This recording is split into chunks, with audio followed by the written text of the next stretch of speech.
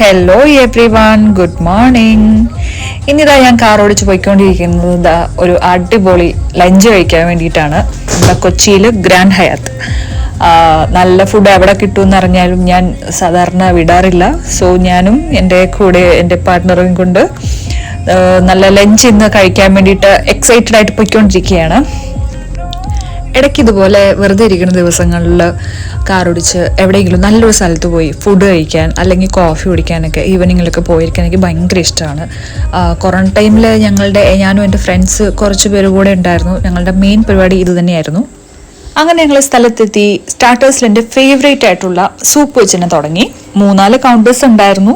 കൗണ്ടേഴ്സിൽ മെയിനായിട്ട് ഫിഷിൻ്റെ ഏരിയയിലായിരുന്നു എൻ്റെ നോട്ടം മൊത്തം. ബിക്കോസ് എനിക്ക് ഫിഷ് ഭയങ്കര ഇഷ്ടമാണ്. അതിലൊരു 3-4 ഫിഷ് ഞാൻ ലൈവായിട്ട് ഓർഡർ ചെയ്തു.